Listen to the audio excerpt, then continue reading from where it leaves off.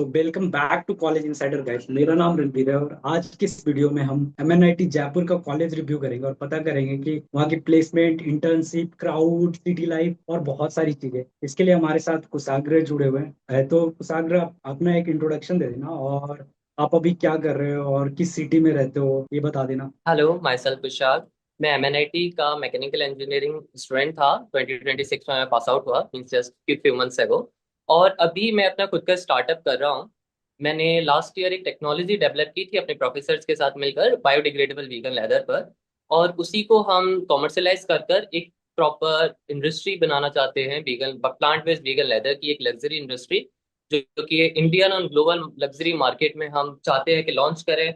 और एक Indian brand बनाए जो कि आने वाले फ्यूचर में लग्जरी, गुची, प्राटा और एलवी जैसी ब्रांड्स को हम थोड़ा कंपटीशन दे सके, इंडियन कंपटीशन। तो इसके बाद चलते हैं कॉलेज की तरफ। तो सबसे पहले कॉलेज में एमएनआईटी कैंपस की बात करेंगे कि वहाँ का इंफ्रास्ट्रक्चर कैसा है। तो जितना मैंने सुन रखा है कि कैंपस बहुत बड़ा है और थोड़ा लस ग्रीन कैंपस है। तो कैंपस के अंदर क्या क्या फैसिलिटीज है और कितने हॉल्स वगैरह है, ऑडिटोरियम की फैसिलिटीज कैसी है और क्या क्या फैसिलिटीज है और स्पोर्ट्स वगैरह की फैसिलिटीज कितनी है। एमएनआईटी का कैंपस हाँ काफी बड़ा है, लगभग अप्रोक्स 375 एकर्स का है। जहाँ पे ऑडिटोरियम की बात करें तो ओएटी है, open air auditorium theatre, open air theatre है, जो कि काफी बड़ा है। सारे फेस्ट हमारे वहीं होते हैं। बाकी के दो छोटे छोटे ऑडिटोरियम्स हैं हमारे, जो कि बहुत ही कम यूज होते हैं, but most of the time अपना ओएटी यूज होता है, और वो बहुत अच्छा है। इसके अलावा गेम्स के लिए एमएनआईटी बहुत ज्यादा अच्छा है। I am not a sportsman, but हाँ, वहाँ पे बहुत ज्यादा ही कल्चर है स्पोर्ट्स का।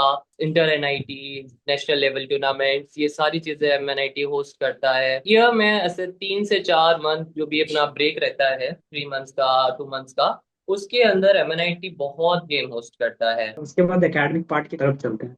तो एकेडमिक में सबसे पहले मैं बात करूंगा कि आपके प्रोफेसर वगैरह कैसे हैं और आप अपने प्रोफेसर के साथ प्रोडक्ट भी डेवलप किया तो कैसा रहा आपका उनके साथ इंटरेक्शन वगैरह, और उन्होंने पीएचडी वगैरह कहाँ से कर रखी है। एमएनआईटी में प्रोफेसर ऐसा नहीं है कि सिर्फ एक ही कॉलेज से आते हैं, डिफरेंट आईआईटीज आई। मेरे जो प्रोफेसर थे वो आईआईसी बेंगलोर से थे। और एमएनआईटी के भी कुछ प्रोफेसर हैं जो एमएनआईटी से ही पढ़े, वापस एमएनआईटी में ही उन्होंने ज्वाइन किया कुछ टाइम बाद।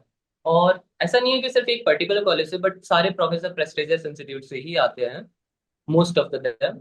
एंड कुछ प्रोफेसर थे, जैसे हमारे हीट ट्रांसफर के थे एक प्रोफेसर, वो शायद बाहर से पढ़कर आए थे इसी यूनिवर्सिटी से। और कई सारे प्रोफेसर यहाँ से छोड़ के बाहर भी गए हैं। सो प्रोफेसर बहुत अच्छे हैं, बहुत ज्यादा क्वालिफाइड हैं। आपने जैसे पूछा मुझसे कि प्रोफेसर के साथ कैसा रहा वो ड्यूरेशन जब मैं उनके साथ प्रोडक्ट डेवलप कर रहा था, तो वो एक्सपीरियंस बहुत अच्छा था। बिकॉज प्रोफेसर बाहर जब हम जाते हैं, जो मैंने सुना था अपने फ्रेंड से, कि अगर वो कुछ डेवलप कर रहे हैं तो वो हमें उससे आईपी मांगते हैं कि हाँ हमें पेटेंट में नाम चाहिए, हमें ये चाहिए, हमें इक्विटी चाहिए स्टार्टअप्स में। बट इन अपने कॉलेज में प्रोफेसर का ऐसा कुछ नहीं था। एमएनआईटी में जो प्रोफेसर है उन्होंने, ठीक है तुम्हें जो सपोर्ट चाहिए वो लो, मटेरियल चाहिए, रॉ मटेरियल चाहिए, आपको केमिकल्स चाहिए, लैब चाहिए, वो सब हमें प्रोवाइड करते हो। और उनका कोई ऐसा इंटेंशन नहीं होता कि नहीं इन फ्यूचर मेरे को इक्विटी चाहिए होगी इनसे, इन फ्यूचर मेरे को इनसे ऐसा पेटेंट में राइट चाहिए, इस रिसर्च पेपर में नाम चाहिए। They like if you want then it's well and good, if you don't it's okay. So ये बहुत अच्छा चीज मुझे ऐसा लगा एमएनआईटी के अंदर, कि हाँ जो प्रोफेसर्स हैं वो काफी ज्यादा मैच्योर हैं as compare to other college, जो मेरे को लगा। इसके बाद लैब फैसिलिटी की बात करते हैं। आप तो लैब में काम भी कर चुके हो अच्छे से, तो लैब की हाँ फैसिलिटीज वहाँ पे क्या। हाँ, मैंने और कई आप सारी लैब डिपार्टमेंट्स की लैब में वर्क किया। मैंने मेटलर्जी की में भी किया कुछ टेस्टिंग के लिए। मैंने chemical lab, chemistry lab and chemical engineering की लैब में भी वर्क किया। उसके अलावा मैकेनिकल इंजीनियरिंग में, ऑब्वियसली मैं मैकेनिकल इंजीनियरिंग का स्टूडेंट था, तो ये 3 डिपार्टमेंट में मैंने वर्क किया है। एंड हमारे पास बहुत बड़ा मीन्स लैब का सिस्टम है, इको सिस्टम है। ऑलमोस्ट 200 to 300 लैब्स होंगी अपनी, जो 4 ब्रांच की हैं। मैकेनिकल के अंडर हमको लगता है कि 50 के आसपास लैब होंगी, छोटी से लेके बड़ी लैब। कि आपके कॉलेज में बिजनेस और इनोवेशन का कैसा सीन है, एंटरप्रेन्योरशिप को कितना बढ़ावा दिया जाता है आपके कॉलेज में। एमआईसी से स्टार्ट करते हैं, जो इंक्यूबेशन सेंटर है हमारा। उसका रोल मींस अभी हमारा बाकी के बड़े इंस्टीट्यूट्स की तरह नहीं है, जैसे IIT Delhi, IIT Bombay, IIT Kharagpur, कि वहाँ पे कॉर्पस होता है इंक्यूबेशन सेंटर के पास, और वो बड़ी क्वांटिटी में मींस 25-30 लाख की सीड फंड भी प्रोवाइड कर देते हैं। ये चीज अभी एमआईसी में नहीं है, लेकिन एमआईसी का एक बहुत बड़ा इकोसिस्टम है, जहाँ पे वीसीज हैं, वेंचर कैपिटलिस्ट हैं, इन्वेस्टर्स हैं, और काफी सारे स्टार्टअप्स हैं जो उसमें इंक्यूबेटेड हैं ऑल ओवर राजस्थान से। और उनके पास कनेक्शंस हैं डिफरेंट इंडस्ट्रीज के, गवर्नमेंट के साथ, टीएसटी के साथ, पॉल्यूशन कंट्रोल बोर्ड के साथ, स्टेट गवर्नमेंट के कई सारे बोर्ड्स के साथ उनके कनेक्शंस हैं। तो अगर कोई वर्क कर रहा है किसी स्टार्टअप पे, तो वो हर तरीके से उसे सपोर्ट कर सकते हैं। तो इसके बाद अगले सवाल पे चलते हैं। क्या कॉलेज में 75% क्राइटेरिया जो है स्ट्रिक्ट होता है, या फिर प्रोफेसर टू प्रोफेसर डिपेंड करता है, और या थोड़ा चिल है? प्रोफेसर टू प्रोफेसर भी डिपेंड करता है, बिकॉज कुछ सब्जेक्ट्स ऐसे होते हैं कि जिनमें सिलेबस इतना ज्यादा होता ही नहीं है कि हमें इतनी सारी क्लास डेली अटेंड करनी पड़े। तो प्रोफेसर बहुत स्लो पढ़ाते हैं उस सब्जेक्ट को, धीरे धीरे पढ़ाते हुए। और वैसे सब्जेक्ट्स के अंदर जैसे बच्चा क्लास आया और खुद भी पढ़ लिया तो हो गया, तो उसमें प्रोफेसर थोड़ा लीनेंट होता है कि 75 जरूरी नहीं है एग्जैक्ट 75, वो थोड़ा बहुत ऊपर नीचे होगा तो चलेगा। बट कुछ सब्जेक्ट ऐसे होते हैं जैसे मटेरियल साइंस जैसे, जो कि काफी बड़े होते हैं, और उनमें जो टाइम मिलता है वही कम लगता है प्रोफेसर को पढ़ाने में, प्रोफेसर इतनी मेहनत कर रहा होता है। तो वो ये चाहते हैं कि जब मैं इतनी मेहनत कर रहा हूँ तो तुम 75% अटेंडेंस अपनी कम से कम रखो। तो इसके बाद इंटर्नशिप पार्ट की तरफ चलते हैं। क्या कॉलेज में कोई कंपलसरी इंटर्नशिप है फर्स्ट ईयर या सेकेंड ईयर या थर्ड ईयर के बाद? हाँ, कॉलेज खुद भी इंटर्नशिप प्रोवाइड करता है कि हम प्रोफेसर्स के अंदर इंटर्नशिप कर सकते हैं, जिसमें वो 10,000 का स्टाइपेंड भी देते हैं। और हम बाहर भी करें तो कर सकते हैं, सेकंड ईयर थर्ड ईयर, ये जो समर ब्रेक होता है ऐसा मानते हैं कि हमें करनी ही चाहिए। थर्ड ईयर में ऐसा होता है कि कंपलसरी है। सो इंटर्नशिप के बाद दूसरी जो इम्पोर्टेंट चीज आती है वो होता है प्लेसमेंट। तो कॉलेज में प्लेसमेंट का क्या सीन है, रिलेटेड टू मीडियम, एवरेज कितना है? और अगर आपको ब्रांच वाइज कुछ पता हो, आइडिया हो थोड़ा बहुत भी, तो आप बता सकते देखो एग्जैक्ट तो याद नहीं है, बिकॉज मैं अपना स्टार्टअप करा था लास्ट ईयर, तो मैं प्लेसमेंट में इतना इंटरेस्टेड था नहीं। मैं हैं। लास्ट ईयर से ही था इन्वॉल्व, और मेरे को बहुत ज्यादा सपोर्ट मिल रहा था स्टेट गवर्नमेंट की तरफ से, तो I was like really sure कि हाँ मेरे को जरूरत नहीं है। बट हाँ, जो मैकेनिकल इंजीनियरिंग का और ओवरऑल एवरेज जो रहता है, सभी का लगभग सेम ही रहता है। सीएस का लगभग 20 के आसपास जाता है एवरेज, मैकेनिकल और बाकी की फोर ब्रांचेस का लगभग रहता है 14 15 16 एलपी के आसपास एवरेज रहता है। हाईएस्ट पैकेज बहुत ज्यादा नहीं जाता है एमएनआईटी में, बहुत 40 45 50, ये हाईएस्ट पैकेज रहता है। बट अपने जो लोएस्ट पैकेज भी जाते हैं वो 8 9 लाख से ऊपर रहता है, एटलीस्ट 7 तो मिलता ही है। सो इट्स लाइक कि सबका लगभग सेम ही रहता है, कुछ बहुत ज्यादा वेरिएशन रहता नहीं है। इसके बाद बात करें कि कौन कौन सी कंपनियां विजिट करती है, मेजर कंपनियां, और मास रिक्रूटर वगैरह कौन कौन से होते हैं? मैकेनिकल का मुझे पता है, होंडा आती है, जेपी मॉर्गन आती है, और भी कई सारी कंपनीज आती हैं। मीन्स ऑटोमोबाइल्स तो लगभग सारी ही आती हैं जो इंडिया में है, जो वर्कर इंडिया में जिनके फैक्ट्रीज हैं। उसके अलावा ऑटोमोबाइल से अलावा डिजाइनिंग की काफी सारी कंपनियां आती हैं, कुछ इंटरनेशनल भी आती हैं। एग्जैक्ट नेम्स तो कोई भी जाके एमएनआईटी की साइट्स पे या लिंक्डइन पेज पे जाके देख सकता है, there are hundreds of companies. Okay, so इसके बाद सिटी लाइफ की तरफ चलते हैं। जयपुर ऐसे भी अपने टूरिस्ट लोकेशन के लिए फेमस है, तो कॉलेज कहाँ पे सिचुएटेड है? क्या सिटी के मिड्स में सिचुएटेड है, और उसके आसपास कौन से लोकेशन घूमने के लिए मिल जाते हैं? क्या मॉल वगैरह और अच्छी लोकेशन पर सिचुएटेड है क्या? तो एमएनआईटी कॉलेज जो है वो जेएलएन पे situated, mean JLN Jawaharlal Nehru मार्ग पर है, जो कि जयपुर का एक पॉश स्टेशन बोला जाता है। जेएलएन के अराउंड ही सारी चीजें हैं। जेएलएन स्टार्ट होता है एमआई रोड की तरफ, खत्म होता है एमआई रोड से आता है अपना एल्बर्ट हॉल। एल्बर्ट हॉल से पूरा जयपुर मार्केट और डिफरेंट डिफरेंट चीज, जो भी बड़ी बड़ी बिल्डिंग्स हैं, गवर्नमेंट की बिल्डिंग्स हैं, जो उन सबके साथ होती है, उससे थोड़ा दूर भी, जेएलएन से थोड़ा दूर ही विधानसभा वगैरह है, कॉन्स्टिट्यूशन क्लब है। फिर हम आ रहा है स्मृति वन के बाद एमएनआईटी आता है। ये मालवीय नगर में सिचुएटेड है। मालवीय नगर फोर्थ सीजन्स में आता है जयपुर के। यहाँ WTP, world trade park, GT central mall, jewels of India, different different तरीके के मॉल्स हैं। एमएनआईटी से 2 3 किलोमीटर की रेडियस में ही 4 से 5 मॉल हैं, मार्केट है। एमएनआईटी से जस्ट बाहर निकलते ही काफी सारा सत्कार जैसे मार्केट्स हैं, पत्रिका गेट है, बिरला टेम्पल है, और जो मेन सिटी है जिसको ये पुरानी सिटी जो होती है, हवा महल वगैरह।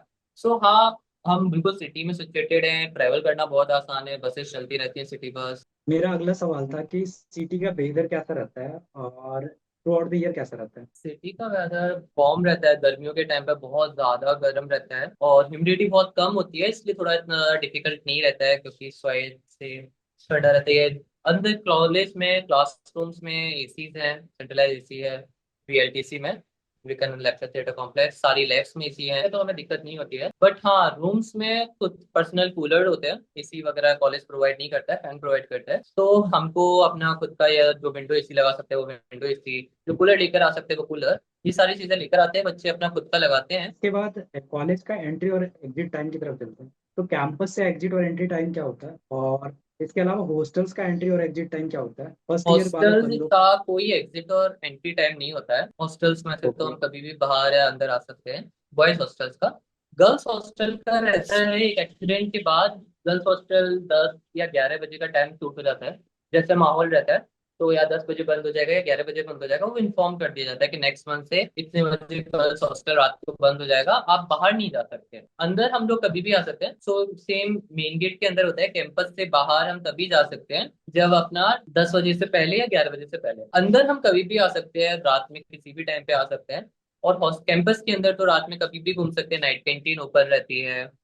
और दो दो कैंटीन्स ओपन रहती हैं नाइट के टाइम पे, तो इट्स गुड कि कैंपस के अंदर हम कभी तक घूम सकते हैं। तो इसके बाद हॉस्टल्स पार्ट की तरफ चलते हैं। तो हॉस्टल्स में एक कमरे में कितने बंदे रहते हैं, और हॉस्टल्स के अंदर क्या क्या फैसिलिटीज है अवेलेबल? हॉस्टल्स का ये रहता है कि फर्स्ट ईयर के अंदर एक रूम में दो या फिर कुछ बड़े रूम होते हैं जिनमें 3 लोग रहते हैं, पार्टीशन होता है, ऐसा पर्सनल स्पेस मिलता है उनमें। Partition in the sense means वो एल शेप में बनाए हुए होते हैं, तो उनके लोग अच्छा स्पेस होता है, लोग आराम से रह सकते हैं 2 से 3 लोग। सो उसके बाद जैसे ही हम सेकेंड ईयर में आते हैं, हमें पर्सनल रूम मिल जाते हैं। फर्स्ट ईयर में जो रूम मिलता है उसमें 3 कबर्ड होती हैं, लाइट्स होती हैं, फैन होते हैं 3, बाकी का विंडो होती है काफी बड़ी, जो मैं विनोदनी में था तो काफी बड़ी विंडो थी। अपने में जब 3 लोग रहते थे तो 2 विंडो थी एल शेप में और जैसे उसका स्ट्रक्चर एल शेप होता है ना, सो इट्स लाइक पीछे वाली साइड में 2 बड़ी बड़ी विंडो। और पीछे बहुत ज्यादा ग्रीनरी है, तो ठंडी ठंडी हवा उससे आती रहती थी, गार्डन है पीछे। इसके बाद फी स्ट्रक्चर की तरफ चलते हैं। तो कॉलेज का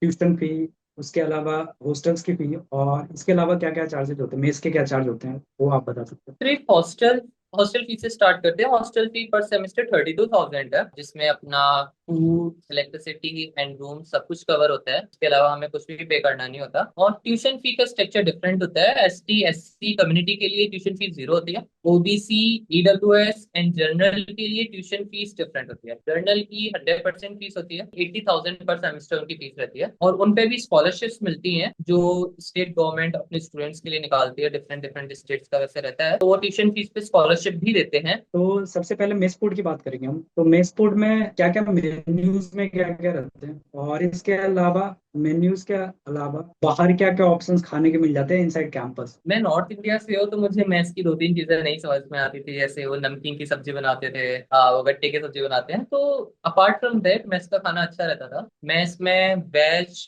मोस्ट ऑफ द टाइम वेज ही रहता है। संडे को एक मेरे को लग याद है कि ऑमलेट बनते थे, तो वो अलग रखे जाते थे, अलग बनाए जाते थे, और कुछ बच्चे जिनको लेना होता था वो उधर से लेते थे। और संडे नाइट को एग करी रहता था पनीर के साथ, तो जो बच्चे थे जो एग करी खाते थे उनका अलग फ्लोर पे रहता था। कुछ हॉस्टल्स में होता था कि वो अलग जगह अलग काउंटर पे है, बच्चे उधर से आके ले सकते हैं। सो इसके बाद अगले सवाल पे चलते हैं, वो है सीनियर और जूनियर का इंटरेक्शन। तो आप जब फर्स्ट ईयर में आओगे तो आपका सीनियरों के साथ कैसा इंटरेक्शन रहा था? क्या कुछ रैगिंग वगैरह भी हुई थी, और अभी रैगिंग का क्या सीन हुआ? ऐसा रैगिंग का सिनेरियो नहीं था शायद। जब मैं आया था उससे बहुत साल पहले कोई ऐसा इंसिडेंट हुआ था जिसके बाद रैगिंग को स्ट्रिक्टली बैन कर दिया था। लेकिन जब तक हमारा टाइम आया तो जो हमारे सीनियर्स थे उनकी कभी रैगिंग हुई नहीं, तो उन्होंने हमारी भी रैगिंग कभी ली नहीं। तो इसके बाद एलुमनी नेटवर्क की बात करते हैं। तो आपका कॉलेज थोड़ा पुराना है, तो कैसा है वहाँ का एलुमनी नेटवर्क, और क्या कोई एप्लीकेशन वगैरह के थ्रू कनेक्ट करते हैं? अपना क्लब है एल्कॉम करके, उस क्लब के थ्रू कनेक्टेड रहते हैं। अभी मेरे ही क्लास के कुछ फ्रेंड्स एक एलुमनाइज के लिए, जो एल्कॉम के लिए जो अपना क्लब है उसके लिए बना रहे हैं एक एप्लीकेशन। और ऐसे 2 3 एप्लीकेशन उन्होंने वैसे भी बना रखे हैं, बट वो इतने ज्यादा मीन्स उनके बारे में इतनी इन्फॉर्मेशन नहीं है बच्चों को, और इतने एक्टिव नहीं रहते हैं, क्योंकि वो पुराने बने हुए एप्लीकेशन वेबसाइट्स हैं जहाँ पे सिर्फ डोनेशन का रहता है, या वो कोई स्टार्टअप कर रहा है, किसी का कोई मेडिकल इमरजेंसी आ गई है किसी की फैमिली में, या किसी को बाहर जाना है उसके लिए पैसे की जरूरत पड़ रही है, जैसे किसको अपॉर्चुनिटी मिली यूके की। हमारे एक सीनियर थे जिनको यूके जाने के लिए एक अपॉर्चुनिटी मिली थी, बट उसके लिए उनको लगभग 8 लाख के आसपास की फंड की जरूरत थी, तो उन्होंने उधर से उस फंड को रेज किया। सो इसके बाद लाइब्रेरी फैसिलिटीज की बात करते हैं। तो लाइब्रेरी की फैसिलिटीज कैसी है? क्या कोई एक स्पेशल बिल्डिंग बिल्डिंग जो है लोकेटेड है उसके लिए, और क्या लाइब्रेरी का ओपनिंग और क्लोजिंग टाइम क्या होता है? 2 लाइब्रेरी फैसिलिटीज ओपन है हमारे लिए। एक तो कंप्यूटर बेस्ड है जो कि प्रवाह भवन में है, CC जिसे हम बोलते हैं। एक है जहाँ पे बुक्स और काफी सारी वैसी चीजें प्रोवाइड होती हैं, तो वो लाइब्रेरी प्रवाह भवन के पीछे है। सो वो शायद 24/7 ओपन रहती है, दोनों की दोनों लाइब्रेरीज। बच्चे कभी भी जाकर वहाँ बैठ कर पढ़ सकते हैं, अपना काम कर सकते हैं। जिन लोगों के पास पीसी नहीं है, लैपटॉप नहीं है, या जिनको थोड़ा अच्छा माहौल चाहिए शांत, वो CC चले जाते हैं। हम कभी भी जाके पढ़ सकते हैं, वहां से कभी भी आ सकते हैं। ऐसे कोई टाइम बाउंडेशन नहीं है कि इतने बजे ओपन होगी इतने बजे बंद होगी।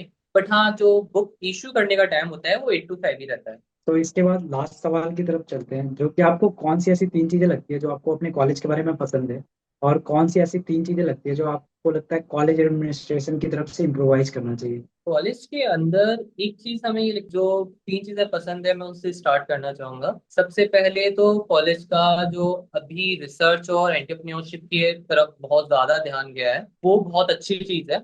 कॉलेज में बहुत ज्यादा इम्फेसाइज किया जा रहा है कि किस तरीके से ज्यादा से ज्यादा रिसर्च पेपर निकाले जाएं, ज्यादा से ज्यादा बच्चों को रिसर्च के बारे में अवेयर किया जाए, रिसर्च इंस्टीट्यूट के साथ कनेक्ट किया जाए। ये सारी चीज बहुत अच्छी थी। एंटरप्रेन्योरशिप भी उसका एक पार्ट ही है, अलग नहीं है उससे। सो एक ये चीज अच्छी रही। दूसरा, प्रोफेसर के साथ इंटरेक्शन जो है, प्रोफेसर अगर उनको लगता है कि बच्चे सिंसियर हैं, मीन्स 70 to 80% बच्चों के साथ वो बहुत फ्रैंक रहते हैं कि आप आओ, कोई भी प्रॉब्लम लेकर आओ, हम सॉल्व करेंगे। इट्स लाइक कि वो ही समझते हैं कि वो उनकी ड्यूटी है ये करना। दूसरा अपना यही है कि अपने फेस्ट बहुत अच्छे होते हैं। मीन्स दो फेस्ट होते हैं मेन, तो बाकी के डीडी डिपार्टमेंट डे और बाकी के और छोटे छोटे फेस्ट होते रहते हैं। एक ब्लिस होता है और एक अपना स्निक्स होता है। ये दोनों बहुत अच्छे से ऑर्गेनाइज किए जाते हैं। कॉलेज बहुत सारा पैसा खर्च करता है, बहुत लोग आते हैं बाहर से, डीजे नाइट एंड ऑल, बहुत ज्यादा अच्छा प्रॉम है सब कुछ। मीन्स ऐसा लगता नहीं है उस टाइम में कि हम कॉलेज में, ऐसा लगता है कि हाँ हम किसी सीरीज के कॉलेज में हैं, कोई वेब सीरीज चल रही है। बहुत बहुत अच्छा टाइम जाता है फेस्ट का। बाकी जो तीन चीजें हैं जो मैं इम्प्रूव कराना चाहूंगा, एक तो है कि हम लोगों को बहुत सारी इंफॉर्मेशन ऐसी होती हैं जो बच्चों तक नहीं पहुंच पाती। गवर्नमेंट स्कीम्स हैं और गवर्नमेंट के काफी सारे रिसर्च प्रोग्राम्स लॉन्च होते हैं, वो बच्चों तक नहीं पहुंच पाते हैं। वो कुछ प्रोफेसर्स तक पहुंचते हैं, उनके कुछ अच्छे स्टूडेंट्स तक पहुंचते हैं। ऐसा होना चाहिए कि वो ज्यादातर सबके पास, उनको इस चीज के लिए अवेयर किया जाए कि वो एक्टिवली बच्चे उन गवर्नमेंट स्कीम्स को, रिसर्च प्रोजेक्ट को सीख करें, वहां जाएं, उनका पार्टिसिपेट करें। दूसरा अपना, मेरे को लगता है कि बाहर की कंपनियां एमएनआईटी में कम आती हैं, वो मींस आई मीन टू से यूके, यूएस, यूरोप में। वहां पे जाने के लिए, ऑन साइट जॉब के लिए कंपनियां बहुत ज्यादा नहीं आती है, एक दो कंपनियां आती हैं। तो वो भी अगर ऐसा हो सके कि यहाँ से डायरेक्ट वहाँ जॉब बच्चों को मिल पाए, मीन्स कैंपस के अंदर ही प्लेसमेंट्स उनको ऐसी कंपनीज में हो पाए जो कि उन्हें जॉब बाहर दें, तो वो बहुत बेटर रहेगा। बाकी का यही दो चीजें लगती है मेरे को, ये दो चीजें इंप्रूव होनी चाहिए। बाकी की सारी चीजें, मैनेजमेंट अच्छा है, कोई ज्यादा ऐसा फॉर्मेलिटी नहीं है कि बच्चों को ऐसा प्रेशराइज करके रखा जाए कि ये करना है नहीं करना है, कि प्रोफेसर गुस्सा हो गया तो ग्रेड खराब कर सकता है, ऐसा कुछ नहीं है। तो अगर किसी बच्चे को ऐसा लगता भी है ना कि उसके ग्रेड खराब किए किसी प्रोफेसर ने जानबूझ के, तो अपनी नोटों को रीचेक करा सकते हैं, डीन के पास जा सकते हैं। और ये सिस्टम बहुत ज्यादा अच्छा है कि ये स्टूडेंट फोकस्ड है, कि स्टूडेंट्स को कैसे ज्यादा से ज्यादा सपोर्ट मिले, उनका कैसे ज्यादा से ज्यादा डेवलपमेंट हो। ऐसा नहीं है कि गवर्नमेंट इंस्टीट्यूट है तो ये मैनेजमेंट या फिर अपना प्रोफेसर बेस्ड हो कि हमें प्रोफेसर्स को सपोर्ट करना है। There system is build like कि हमें कुछ भी करके स्टूडेंट्स को सपोर्ट करना है। प्रोफेसर का वर्क है कि वो स्टूडेंट्स को सपोर्ट करें। With this we are closing the video. This is Ranbir with Kushagra signing off. एक मिनट, रिकॉर्डिंग बंद कर रहा हूँ।